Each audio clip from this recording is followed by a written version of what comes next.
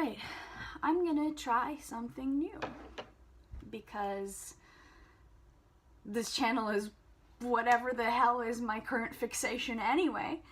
And I've been meaning to reread this book for a while. I feel like for 3 or 4 years there, I reread it like each year, each winter. But alright, I'm just gonna get right into it. Oh my god. This is very weird to look at. I opened it and I suddenly was like, ooh, that's disorienting. Alright. The Night Circus. Anticipation. The circus arrives without warning. No announcements precede it, no paper notices on downtown posts and billboards, no mentions or advertisements in local newspapers. It's simply there, when yesterday it was not. The towering tents are striped in white and black. No golds and crimsons to be seen, no color at all, save for the neighboring trees and the grass of the surrounding fields. Black and white stripes on gray sky, countless tents of varying shapes and sizes, with an elaborate wrought iron fence encasing them in a colorless world. Even what little ground is visible from outside is black or white, painted or powdered, or treated with some other circus trick. But it's not open for business, not just yet. Within hours, everyone in town has heard about it. By afternoon, the news has spread several towns over. Word of mouth is a more efficient method of advertisement than typeset words and exclamation points on paper pamphlets or posters. It is impressive and unusual news, the sudden appearance of a mysterious circus. People marvel at the staggering heights of the tallest tents. They stare at the clock that sits just inside the gates that no one can properly describe. And the black sign painted in white letters that hangs upon the gates, the one that reads, "Opens at nightfall, closes at dawn." What kind of circuses only open at night, people ask. No one has a proper answer. Yet as dusk approaches, there's a substantial crowd of spectators gathering outside the gates. You are amongst them, of course. Your curiosity got the better of you, as curiosity is wont to do. You stand in the fading light, a scarf around your neck pulled up against the chilly evening breeze, waiting to see for yourself exactly what kind of circus only opens once the sun sets. The ticket booth, clearly visible behind the gates, is closed and barred. The tents are still, save for when they ripple ever so slightly in the wind. The only movement within the circus is the clock that ticks by the passing minutes. If such a wonderful sculpture can even be called a clock. If such a wonder of sculpture can even be called a clock. The circus looks empty and abandoned, but you think perhaps you can smell caramel wafting through the evening breeze beneath the crisp scent of the autumn leaves, a subtle sweetness at the edges of the cold. Oh my god, I love her. Her writing is so beautiful. The sun disappears completely beyond the horizon, and the remaining luminosity shifts from dusk to twilight. The people around you are growing restless from waiting, a sea of shuffling feet, murmuring about abandoning the endeavor in search of someplace warmer to pass the evening. You yourself are debating departing when it happens. First, there's a popping sound. It's barely audible over the wind and conversation, a soft noise like a kettle about to boil for tea. Then comes the light. All over the tent, small lights begin to flicker, as though the entirety of the circus is covered in particularly bright fireflies. The waiting crowd quiets as it watches this display of illumination. Someone near you gasps. A small child claps his hands with glee at the sight. When the tents are all aglow, sparkling against the night sky, the sign appears. Stretched across the top of the gates, hidden in curls of iron, more firefly-like lights flicker to life. They pop as they brighten, some accompanied by a shower of glowing white sparks and a bit of smoke. The people nearest to the gates take a few steps back. At first, it is only a random pattern of lights, but as more of them ignite, it becomes clear that they are aligned in scripted letters. First, a C is distinguishable, followed by more letters, a Q, oddly, and several E's. When the final bulb pops alight and the smoke and sparks dissipate, it is finally legible, this elaborate incandescent sign. Leaning to your left to gain a better view, you can see that it reads, "The Cirque de Rêve." Some in the crowd smile knowingly, while others frown and look questioningly at their neighbors. A child near you tugs on her mother's sleeve, begging to know what it says. The circus of dreams, comes the reply. The girl smiles delightedly. Then the iron gates shudder and unlock, seemingly by their own volition. They swing outward, inviting the crowd inside. Now the circus is open. Now you may enter. I seriously just teared up reading that last part. Oh my god. I love this book so much. Alright, I'm back. I had to pick my cello up from the cello doctor. Also, I love how beautiful these books are. There's just pages of stars. I love it. Alright. Part 1. Primordium. The whole of Le Cercle des Rêves is formed by a series of circles. Perhaps it is a tribute to the origin of the word circus, deriving from the Greek kyrkos, meaning circle or ring. There are many such nods to the phenomenon of the circus in a historical sense, although it is hardly a traditional circus. Rather than a single tent with rings enclosed within, this circus contains clusters of tents, like pyramids, some large and others quite small. They are set within circular paths, contained within a circular fence, looping and continuous. Friedrich Thiessen, I'm going to say Thiessen. Friedrich Thiessen, 1892. I love this quote so much. This next one. A dreamer is one who can only find his way by moonlight, and his punishment is that he sees the dawn before the rest of the world. Oscar Wilde, 1888. Unexpected Post, New York, February, 1873. The man billed as Prospero the Enchanter receives a fair amount of correspondence via the theater office, but this is the first envelope addressed to him that contains a suicide note, and it is also the first to arrive carefully pinned to the coat of a 5-year-old girl. The lawyer who escorts her to the theater refuses to explain, despite the manager's protestations, abandoning her as quickly as he can with no more than a shrug and a tip of the hat. The theater manager does not need to read the envelope to know who the girl is for. The bright eyes peering out from under a cloud of unruly brown curls are smaller, wider versions of the magician's own. He takes her by the hand, her small fingers hanging limp within his. She refuses to remove her coat, despite the warmth of the theater, giving only an adamant shake of her head when he asks her why. The manager takes the girl to his office, not knowing what else to do with her. She sits quietly on an uncomfortable chair beneath a line of framed posters advertising past productions, surrounded by boxes of tickets and receipts. The manager brings her a cup of tea with an extra lump of sugar, but it remains on the desk, untouched, and grows cold. The girl does not move, does not fidget in her seat. She stays perfectly still with her hands folded in her lap. Her gaze is fixed downward, focused on her boots that do not quite touch the floor. There is a small scuff on one toe, but the laces are knotted in perfect bows. A sealed envelope hangs from the second topmost button of her coat until Prospero arrives. She hears him before the door opens, his footsteps heavy and echoing in the hall, unlike the measured pace of the manager who has come and gone several times, quiet as a cat. There is also a package for you, sir, the manager says as he opens the door, ushering the magician into the cramped office before slipping off to attend to other theater matters, having no desire to witness what might become of this encounter. The magician scans the office, a stack of letters in one hand, a black velvet cape lined with shockingly white silk cascading behind him, expecting a paper-wrapped box or crate. Only when the girl looks up at him with his own eyes does he realize what the theater manager was referring to. Prospero the Enchanter's immediate reaction upon meeting his daughter is a simple declaration of, well, fuck. The girl returns her attention to her boots. The magician closes the door behind him, dropping the stack of letters on a desk next to the teacup as he looks at the girl. He rips the envelope from her coat, leaving the pin clinging steadfastly to its button. While the writing on the front bears his stage name and the theater address, the letter inside greets him with his given name, Hector Bowen. He skims over the contents, any emotional impact desired by the author failing miserably and finally. He pauses at the only fact he deems relevant, that this girl now left in his custody is, obviously, his own daughter, and that her name is Celia. She should have named you Miranda, the man called Prospero the enchanter says to the girl with a chuckle. I suppose she was not clever enough to think of it. Buddy, chillax.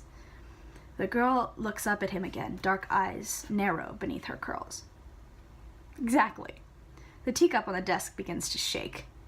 Ripples disrupt the calm surface as cracks tremble across the glaze, and then it collapses in shards of floured porcelain. Cold tea pools in the saucer and drips onto the floor, leaving sticky trails along the polished wood. The magician's smile vanishes. He glances back at the desk with a frown, and the spilled tea begins seeping back up from the floor. The cracked and broken pieces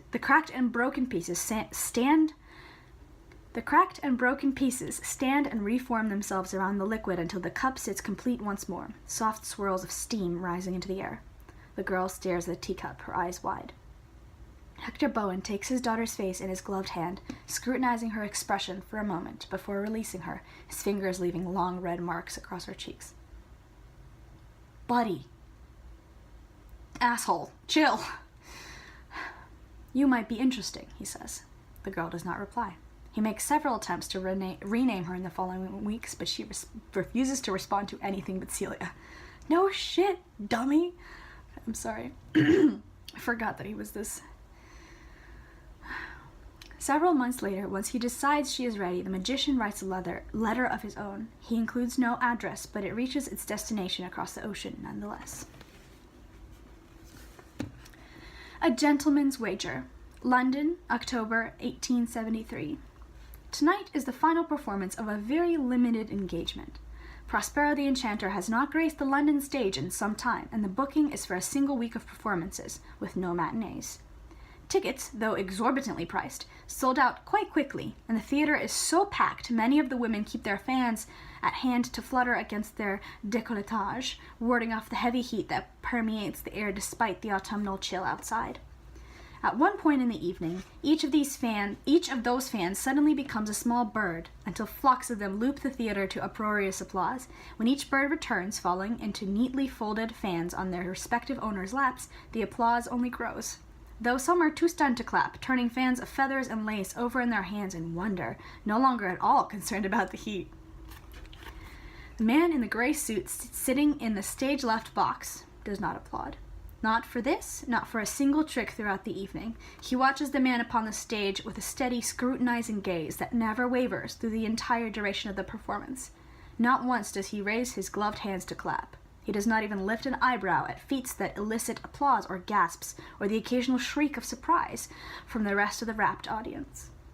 After the performance is concluded, the man in the gray suit navigates the crush of patrons in the theater lobby with ease. He slips through a curtained door leading to the backstage dressing rooms unnoticed. Stagehands and dressers never so much as glance at him. He raps on the door at the end of the hall with the silver tip of his cane. The door swings open of its own accord, revealing a cluttered dressing room lined with mirrors, each reflecting a different view of Prospero. His tailcoat has been tossed lazily over a velvet armchair, and his waistcoat hangs unbuttoned over his lace-edged shirt. The top hat, which featured prominently in his performance, sits on a hat stand nearby. The man appeared younger on the stage, his age buried under the glare of the footlights and layers of makeup. The face in the mirrors is lined, the hair significantly graying, but there is something youthful in the grin that appears as he catches sight of the man standing in the doorway. "You hated it, didn't you?" he asks without turning away from the mirror, addressing the ghostly gray reflection. He wipes a thick residue of powder from his face with a handkerchief that might once have been white. "It is a pleasure to see you too, Hector," the man in the gray suit says, closing the door quietly behind him. "You despised every minute, I can tell," Hector Bowen says with a laugh. "I was watching you, don't try to deny it." He turns and extends a hand to the man in the gray suit, does not accept. In response, Hector shrugs and waves his fingers dramatically in the direction of the opposite wall. The velvet armchair slides forward from a corner packed with trunks and scarves, while the tailcoat floats up from it like a shadow, obediently hanging itself in a wardrobe. "Sit, please," Hector says. "It's not as comfortable as the ones upstairs, I'm afraid." "I cannot say I approve of such exhibitions," the man in the gray suit says, taking off his gloves and dusting the chair with them before he sits. "Passing off manipulations as tricks and illusions, charging admission." Hector tosses the powdered-covered handkerchief onto a table littered with brushes and tins of grease paint. Not a single person in that audience believes for a second that what I do up there is real, he says, gesturing in the general direction of the stage. That's the beauty of it. Have you seen the contraptions these magicians build to accomplish the most mundane feats? They are a bunch of fish, covered in feathers, trying to convince the public they can fly. And I'm simply a bird in their midst. The audience cannot tell the difference beyond knowing that I am better at it. That does not make it any less frivolous an endeavor. These people line up to be mystified, Hector says. I can mystify them easier than most. Seems a waste to let the opportunity pass by. Pays better than you might think as well. Can I get you a drink? There are bottles hidden around here somewhere, though I'm not entirely sure there are glasses. He attempts to sort through the contents of a table, pushing aside piles of newspapers and a birdless birdcage. No, thank you, the man in the gray suit says, shifting in his chair and resting his hands on the handle of his cane. I found your performance curious, and the reaction of your audience somewhat perplexing. You were lacking in precision. Can't be too good if I want them to believe I'm as fake as the rest of them, Hector says with a laugh. I thank you for coming and suffering through my show. I'm surprised you even turned up. I was beginning to give up hope. I've had that box reserved for you the entire week. I do not often decline invitations. Your letter said you had a proposition for me. I do indeed, Hector says, striking his hands together in a single sharp clap. I was hoping you might be up for a game. It has been far too long since we've played, though first, you must meet my new project. I was under the impression that you had given up on teaching. I had, but this was a singular opportunity I could not resist. Hector walks over to a door mostly hidden by a long-standing mirror. Celia, dearest, he calls into the adjoining room before returning to his chair. A moment later, a small girl appears in the doorway, dressed too nicely for the chaotic shabbiness of the surroundings. All ribbons and lace, perfect as a shop-fresh doll, save for a few unruly curls escaping her braids. She hesitates, hovering on the threshold when she sees that her father is not alone. It's all right, dearest. Come in, Hector says, beckoning her forward with a wave of his hand. This is an associate of mine. No need to be shy. She takes a few steps closer and executes a perfect curtsy, the lace-trimmed hem of her dress sweeping the worn floorboards. This is my daughter, Celia, Hector says to the man in the gray suit, placing his hand on the girl's head. Celia, this is Alexander. Pleased to meet you, she says. Her voice is barely more than a whisper and pitched lower than might be expected from a girl her size. Ooh. Now, I made that face because I made my voice higher for whatever reason when I read that. The man in the gray suit gives her a polite nod. I would like you to show this gentleman what you can do, Hector says. He pulls a silver pocket watch on a long chain from his waistcoat and puts it on the table. Go ahead. The girl's eyes widen. You said I was not to do that in front of anyone, she says. You made me promise. This gentleman is not just anyone, Hector replies with a laugh. You said no exceptions, Celia protests. Her father's smile fades. He takes her by her shoulders and looks her sternly in the eye. This is a very special case, he says. Please show this man what you can do, just like in your lessons. He pushes her towards the table with the watch. The girl nods gravely and shifts her attention to the watch, her hands clasped behind her back. After a moment, the watch begins to rotate slowly, turning in circles on the surface of the table, trailing its chain behind in a spiral. Then the watch lifts from the table, floating into the air and hovering as though it were suspended in water. Hector looks to the man in the gray suit for a reaction. Impressive, the man says, but quite basic. Celia's brows furrow over her dark eyes and the watch shatters, gears spilling out into the air. Celia, her father says. She blushes at the sharpness of the tone and mumbles an apology. The gears float back to the watch, settling into place until the watch is complete again, hands ticking the seconds forward as though nothing had happened. Now that is a bit more impressive, the man in the gray suit admits, but she has a temper. She's young, Hector says, patting the top of Celia's head and ignoring her frown. This is with not even a year of study. By the time she's grown, she will be incomparable. I could take any child off the street and teach them as much. Incomparable is a matter of your personal opinion and easily disproved. Ha! Hector exclaims, then you are willing to play. The man in the gray suit hesitates, only a moment before he nods. Something a bit more complex than last time, and yes, I may be interested, he says. Possibly. Of course it will be more complex, Hector says. I have a natural talent to play with. I'm not wagering that for anything simple. Natural talent is a questionable phenomenon. Inclination, perhaps, but innate ability is extremely rare. She's my own child. Of course she has innate ability. You admit she has had lessons, the man in the gray suit says. How can you be certain? Celia, when did you start your lessons? Hector asks without looking at her. March, she answers. What year, dearest? Hector adds. This year, she says, as though this is a particularly stupid question. 8 months of lessons, Hector clarifies, at barely 6 years of age. If I recall correctly, you sometimes start your own students a bit younger than that.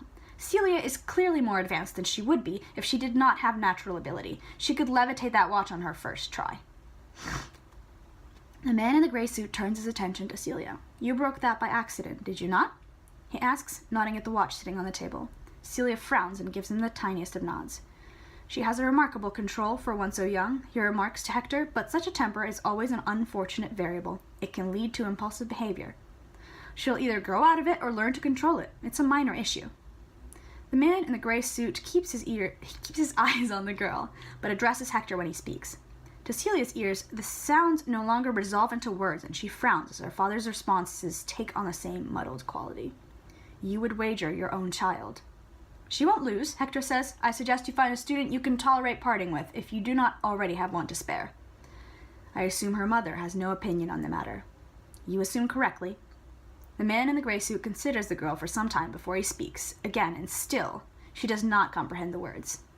I understand your confidence in her ability, though I encourage you to at least consider the possibility that she could be lost should the competition not play out in her favor. I will find a player to truly challenge her. Otherwise, there is no reason for me to agree to participate. Her victory cannot be guaranteed. That is a risk I'm willing to take, Hector says, without even glancing at his daughter. If you would like to make it official here and now, go right ahead. The man in the gray suit looks back at Celia. When he speaks, she understands the words once more. Very well, he says with a nod. He made me not hear right, Celia whispers when her father turns to her. I know, dearest, and it wasn't very polite, Hector says as he guides her closer to the chair, where the man scrutinizes her with eyes that are almost as light and gray as his suit. Have you always been able to do such things? He asks her, looking back at the watch again. Celia nods. My mama said I was the devil's child, she says quietly. The man in the gray suit leans forward and whispers something in her ear, too low for her father to overhear. A small smile brightens her face. Don't trust him. I don't like him. Hold out your right hand, he says, leaning back in his chair. Celia immediately puts out her hand, palm up, unsure of what to expect. But the man in the gray suit does not place anything in her open palm. Instead, he turns her hand over and removes a silver ring from his pinky. He slides it onto her ring finger, though it is too loose for her slim fingers, keeping his other hand around her wrist. She is opening her mouth to state the obvious fact that the ring, though very pretty, does not fit, when she realizes that it is shrinking on her hand. Her momentary glee at the adjustment is crushed by the pain that follows as the ring continues to close around her finger, the metal burning into her skin. She tries to pull away, but the man in the gray suit keeps a hand firmly around her wrist. The ring thins and fades, leaving only a bright red scar around Celia's finger. The man in the gray suit releases her wrist and she steps back, retreating into a corner and staring at her hand. Poor baby. Good girl, her father says. She's not a dog. I will require some time to prepare a player of my own, the man in the gray suit says. Of course, Hector says. Take all the time you need. He pulls a gold band from his own hand and puts it on the table. For when you find yours. You prefer not to do the honors yourself? I trust you. The man in the gray suit nods and pulls a handkerchief from his coat, picking up the ring without touching it and placing it in his pocket. I do hope you are not doing this because my player won the last challenge. Of course not, Hector says. I'm doing this because I have a player that can beat anyone you choose to put against her, and because times have changed enough to make it interesting. Besides, I believe the overall record leans in my favor. I don't like these men. The man in the gray suit does not contest this point. He only watches Celia with the same scrutinizing gaze. She attempts to step out of his line of sight, but the room is too small. I suppose you already have a venue in mind, he asks. Not precisely, Hector says. I thought it might be more fun to leave a bit of leeway as far as the venue is concerned.